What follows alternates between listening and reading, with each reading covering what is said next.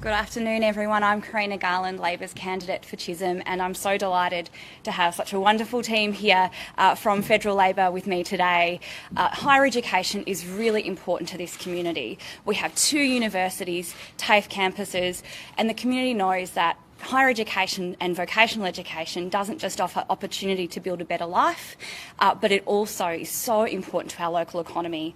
And more, when I speak to people in our community, they know it is only Labor that will make the investment and commitment needed to this sector so that we can all have a better future.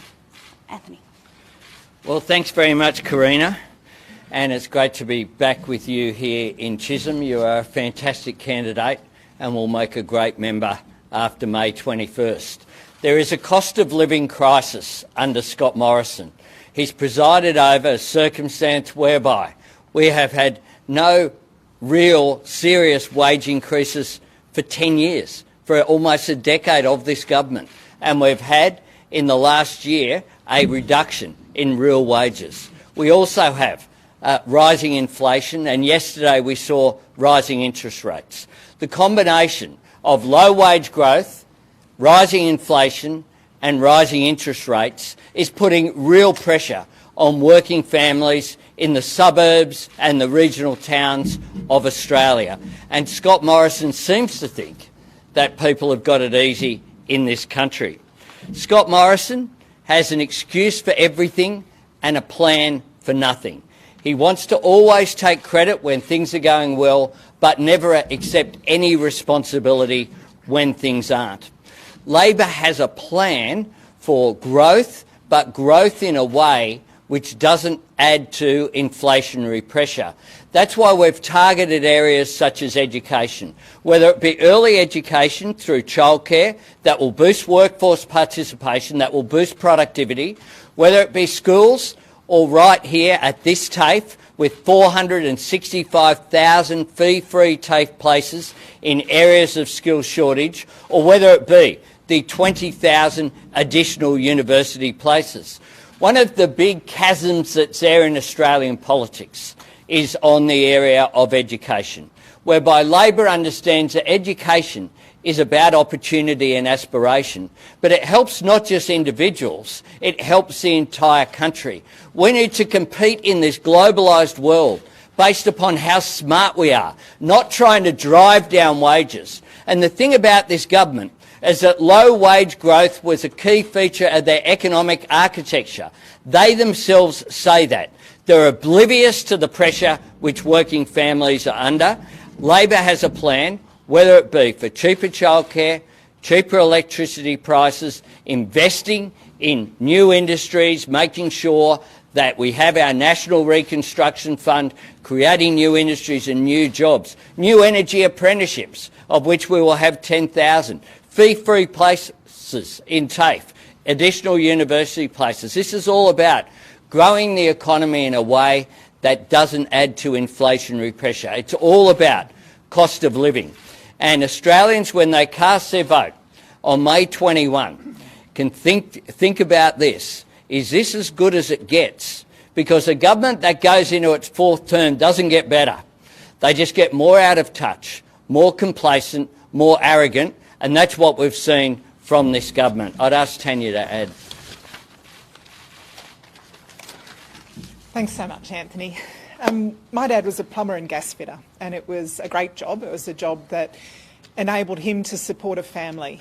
And we want more young Australians to get the opportunity of having a great education, the sort of education that gives them the chance to get the job of their dreams, the chance to support a family and build a decent quality of life. But under Scott Morrison, what we've seen is billions cut from TAFE and training, about 60,000 fewer apprentices and trainees today than when Labor left office. Every year under the Liberals, there have been fewer apprentices and trainees than Labor's last year in government.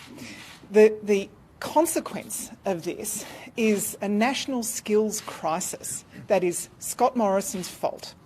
Cutting billions, making sure that there weren't enough places for people to do the apprenticeships and traineeships that would give them the job of their dreams. That's all happened on the watch of the Liberals. The problem, of course, is not just for the individuals who miss out on a great education. The problem is for Australian businesses. Literally everywhere I go around Australia, businesses are telling me that they would love to expand, they'd love to put on more people, they'd love to operate longer hours, more days of the week, but they can't find the skilled staff they need to do that. Labor has a plan, as Anthony said, of course, to invest in early childhood education and care, to make sure that our schools are amongst the best in the world, to provide 465,000 fee-free TAFE places, upgrade our TAFE facilities with a $50 million fund, and provide 20,000 additional university places. This, of course, is a great way to help Australians immediately by reducing the fees that they would ordinarily pay to go to TAFE, hundreds or thousands of dollars a year saved from TAFE fees. It's also a great way to help them earn more during the course of their life. We know that someone who goes to TAFE will generally earn about $19,000 a year more than someone who hasn't had the benefit of a TAFE education. It's also so important for our businesses to really supercharge productivity in this nation. We have to have a skilled and educated workforce. We have to give people the opportunity of learning the skills, the trades, the professions that will give them a secure job with decent pay. Thanks. Mr. Albanese. I'll go to David first. We heard from the Reserve Bank Governor yesterday. He says rates are heading towards 2.5%. Yeah. It's just a matter of how long it takes to get there. If you form government, what are you going to do when rates go up? Are you simply going to blame Scott Morrison for it all, or do you actually have a way in which you can prevent them going to 2.5%? One of the things that the Reserve Bank Governor said yesterday was he spoke about domestic capacity constraints. One of those is about skills. That is a real constraint on our economy. We have around about 1.5 million Australians who either are unemployed or want more work. The issue of insecure work is a big one. It's one I've been speaking about since I've been Labor leader. The casualisation of the workforce, the use of labour hire, contracting out means insecure work. People want more hours. And those capacity constraints are things that we will deal with. One of the things that we have to do is to boost productivity. So when we have prioritised where our spending commitments will be, they've been in areas like childcare that will grow productivity, that will produce a return, just like our TAFE investment will. Jono? What is the RBA's cash rate? The RBA's cash rate is at 0.35. Mr. Albanese, just on integrity, Scott Morrison has described a risk that setting up too strong an integrity commission would risk creating public autocracy. What do you think he means by public autocracy, and is that a risk? What he means is the reason why there is no National Anti-Corruption Commission is sitting all in his front bench and behind him. That's the fact of the matter. You have had these extraordinary attacks on a legal process, the likes of which no national leader I've seen, whether it's John Howard or Malcolm Turnbull or Tony Abbott. I have not seen anyone from either side of politics call a legal process, it's not a court, but it's a legal process that Scott Morrison has repeatedly referred to as a kangaroo court. It's an extraordinary statement to make, which is why the outgoing, one of the outgoing ICAC commissioners has referred to that as buffoonery, the comments that have been made. Dominic Perrottet, the Premier of New South Wales, has also stood up to Scott Morrison on this issue, and I give Dominic Perrottet absolute credit for doing just that. I think in terms of the issues that are there are so many integrity issues where this government has just failed to give answers, whether it's the Leppington Triangle, $30 million for land that was worth $3 million, whether sports rorts, whether it be commuter car park rorts, including here in Melbourne, where you had car parks committed for commuters where there's no train station. The abuse of taxpayers' money that we've seen under this government, scandal after scandal. We never get answers over questions about, including about what the Prime Minister's own office knew about issues. We still don't have answers about the issues relating to Alan Tudge and compensation and payments that were made. This Prime Minister just dismisses any integrity issues. What is very clear is that if Australians want a national anti-corruption commission and to clean up politics, they need a Labor government to do so. Mr. Albanese, just going back to the point you were making about insecure work earlier, the federal court earlier today has upheld that Qantas's outsourcing of baggage handlers was unlawful, but rejected that workers should get their job back. The outsourcing saves the airline $100 million a year in staff costs. Will Labor's same job, same pay policy extend to outsourcing arrangements like this so that outsourced workers are paid the same as what direct employees earn? And secondly, we're here in Victoria, it's a high watermark for Labor in terms of representation. How confident are you can win, pick up seats and hold the seats that you've got in? Well, I'm very confident that we can hold all of the seats we currently hold, and I note that we have a Prime Minister who won't be campaigning in seats like Kooyong and seats like Higgins, and it's a no-go zone for the Prime Minister. You have senior members of the government who are not putting the Liberal Party logo on material, and on the issue of an anti-corruption commission, you had Josh Frydenberg just this morning dissociate himself from the comments of his Prime Minister. An extraordinary split between Josh Frydenberg and Scott Morrison over whether it was appropriate to call the ICAC in New South Wales a kangaroo court. You have chaos within the Liberal Party here in Victoria, but that's replicated right around the country. We support, of course, respect the integrity of court processes, including industrial ones. Our processes will be worked through in terms of the details of the legislation will be worked through with businesses, with unions. The principle is very clear that people who are doing exactly the same job should receive the same pay, but we'll work through those issues constructively. One of the things I've said is that I'll bring unions and business together. They have common interests. On wages, on public sector wages, should the public sector get a pay rise to put pressure on the private sector? And just quickly, sorry, on the Solomon Islands, a couple of weeks ago, Jason Clare said you were seeking an urgent briefing regarding what happened in the Solomon Islands. Have you received that briefing, and if so, has it changed your attack lines on what the government put out? We've asked for a briefing to be scheduled in Canberra, and that will be taking place. What's extraordinary is that the Prime Minister today has indicated that he still hasn't spoken to the Prime Minister of the Solomons. I find that quite extraordinary. And well, you only get one at a time. You don't get to. Albanese, if you agree to this extension of 2 years of the redeeming rate, it was introduced as an emergency measure. Isn't that just an acceptance that the cost of living crisis is going to continue for another 2 years, irrespective of who wins on May 21? What it is a recognition that people are doing it really tough, and it's a recognition that the government's measure of a $250 payment done during an election campaign to go out and then ending after an election campaign is not good enough. It's also a recognition, I note this, that the interest rates fell 4 times between 2015 and 2019. There was no change to deeming rates during that entire period. Scott Morrison had to be dragged kicking and screaming to make any changes to deeming rates, and this is the same guy, the same Prime Minister, who wanted to increase the pension age to 70.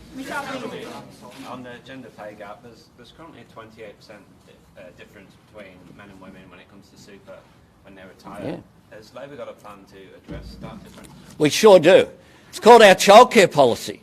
It's called a policy that doesn't include a structural change which gives a disincentive for women to work a 3rd or 4th day. It's one of the reasons why the Business Council of Australia and other business groups have called for childcare reform. You need to recognise that one of the things that has an impact about the current mishmash and mess that is childcare subsidies, whereby for some women, if they work a 4th or a 5th day, what that does is they can actually lose money or at least not earn any additional funds. That does a couple of things. One, it stops them being promoted because they're not full-time participants and they're at a competitive disadvantage in their workplace. Two, it holds back productivity of those businesses. But three, it means that women retire with less superannuation than would otherwise be the case. And it's also the case, of course, that the gap, and that's what explains the gap that's there in terms of retirement incomes compared with the current wage gap, gender pay gap, which is 13.8%. I might see if Tanya might want to comment on that as well as the women's. Yeah, thanks so much, Anthony. I mean, there's two things that we have to do to reduce the superannuation gap. The first is make sure that women are paid equally with men. We've got a great set of policies to make sure that that happens, including more transparency in workplaces, including the Fair Work Commission having greater powers to make orders to pay men and women equally. And the point that Anthony makes about women being discouraged from working those last couple of days a week because it actually costs them money to go to work is a really important one. Families are making decisions all the time about how to best balance their budget. If it costs the secondary earner in the family money to go to work, I can tell you they're not doing it. So cheaper childcare and reducing the gender pay gap, that's how we reduce the superannuation gap. Jade and then we'll come. Sure.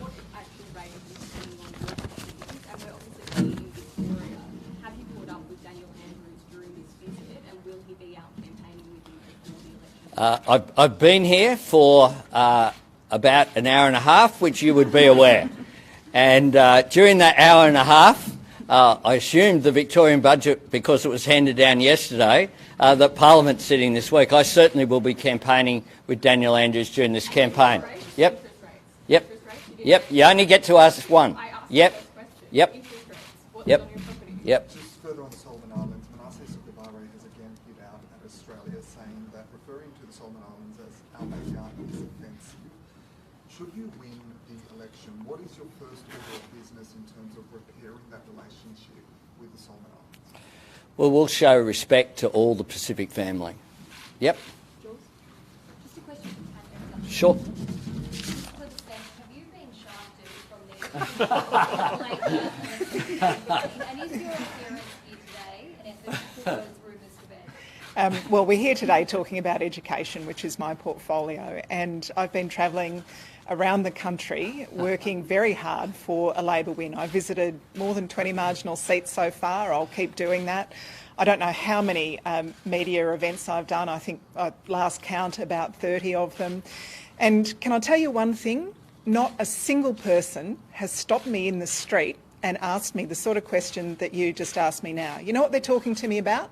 They're talking to me about the cost of living. They're talking to me about the interest rate hike they've just experienced. They're talking to me about the fact that it is harder and harder to make ends meet under Scott Morrison's government. And you know what I tell them? That it's only Anthony Albanese that has the plan to take a little bit of pressure off families by reducing the cost of childcare, by helping them with affordable housing, by reducing the cost of medicines, by making sure that they can get a great job and when their business is doing well and their employer is doing well, see the occasional pay rise as well. Thanks. Can I make this point? Can I make this point? Can I make this point? No, everyone gets one question. I was criticised by some of the media yesterday for giving you more than one, so I've taken that on board, and you only get one. You can talk. You certainly can, Jen. You certainly can. But can I just say on that, I've got my education spokesperson here. Who is Scott Morrison's education spokesperson? Who is it? This is a fundamental issue. Education is so important. Scott Morrison can't say who his education minister is now, and he is the government. He today has made some more comments about Alan Tudge. What's Stuart Robert doing? I am proud to be captain of a fantastic team. It's a ripper team. I will appear with all of them over the course of the campaign, and what we're doing is coordinating. People are out there in every state and territory. I have shadow ministers today in Queensland, WA, South Australia, Tasmania, New South Wales, and Victoria, and possibly in NT as well. Scott Morrison has ministers who are in witness protection. Ministers who are in witness protection who can't appear anywhere. Jen. Mr Albanese, you said people are doing it tough, it's only going to get worse. Yeah. You commit to a review and an increase of the job seeker rate under a Labor government, and also an increase in the pension rate. What I've said on both those issues is that one of the things that Labor governments should always do is to assist people in need. And we know that people are doing it really tough. The job seeker rate is under $46 a day, just under. And I've said that every single budget, we don't need a review to know that people are doing it tough. What we need to do is to each and every budget to examine and do what we can do to assist people. The last time I was in government, I was proud to be part of a government that had the largest ever increase in pensions in Australia's history. Last one there. Mr Albanese, you didn't answer Jen's question. Will you increase the job seeker rate? I did answer the question. What I have said is each and every budget, we will consider what we can do on issues like that. You've spoken about the rising cost of living. We know Sarah. that the rising cost of living. Bonus question for Sarah, because she's been polite there. We know that business costs are rising as well. It emerged today that the price of printing for regional newspapers is going up about 80%, which is putting regional newspapers across the country under threat. Do you support immediate financial relief to help the sector, and how much of a loss would it be if regional newspapers were to close down and most communities left without a voice? Well, it would be a massive loss, a massive loss. Look, regional newspapers play such a critical role in regional communities. If you live in the middle of a big capital city like the one we're in now, then you're impacted by a whole range of factors. Think about a regional community, but Canberra or others as well, that are potentially impacted by this, and it's circumstances beyond their control. I've always been very sympathetic when I've met with regional media, Win and others, about the pressures that they're under. So I would take a constructive role on any of those issues. From now, during caretaker period, of course, I would be prepared to sit down. I believe that they play an important role, and it's legitimate to make sure that happens. We are facing really hard economic times. We've got a lot of debt. If Labor gets into government, can you guarantee there'll be no cuts made to health, education, NDIS? They're really, really big programs. Yeah. Will you make any cuts at all to make some savings to that bottom line? Thanks, Sarah. I'll tell you what will make where there are potential savings. It's in the rorts that have occurred under this government, and they're not rorts in education and health and NDIS. They're rorts in their allocation of funding on a political basis with their colour-coded maps. That's why we've said we will have an audit conducted by Treasury and Finance and have a line-by-line examination of that. But Labor will always be better on education and health. Labor will always be better on education and health than the government, than the Liberal Party, because we believe that a healthy society is a productive society. We believe a society that invests in education is investing in growth and investing in our future. Part of a better future for Australia is making sure that people aren't left behind and people aren't held back. What that means is investing in health and education.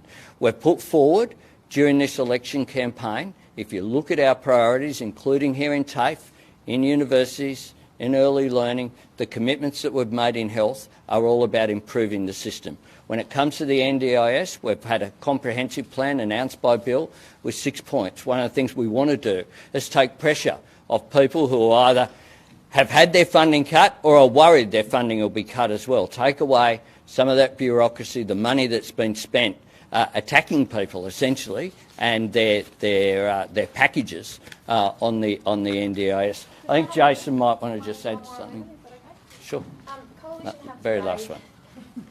Coalition have Extra last one, and then. Coalition have today said that they've done more than any other government to help women. We know that Senator Amanda Stoker was at a pro-life event. We also know that the PM's former Resources Minister, Matt Canavan, was also there. What message does that show to Australian women, and what will Labor do to make sure that women in this country are heard when it comes to decisions and choices around their body? We'll respect women. We will have a very different approach. If you look at my campaign launch on Sunday, had as a major policy differentiation the issue of the gender pay gap and addressing those issues. This is a government that sat back and, as a direct result of the way that women in particular felt about the government's attitude towards women and women's safety, had tens of thousands, if not hundreds of thousands, well, hundreds of thousands around the country of women march for justice. Prime Minister couldn't walk out the front of Parliament House and then stood up in Parliament and made the comment that in other countries people who were protesting would be shot. That was the response that women got. We still have a failure to adopt the 55 recommendations of the Respect at Work report. We have questions which still remain to be answered about the Prime Minister's office and what they knew about issues, and just a roadblock put up. I will lead a government that respects women, that makes sure that we recognise that one of the things that we can do to advance this country is to fully embrace the commitment of advancing women's interests, because that's in our national interests as well. That's in our national interests as well. A good government isn't one that represents just 50%, it's one that represents the whole society. Thanks very much. Authorised by P. Erickson, ALP, Canberra.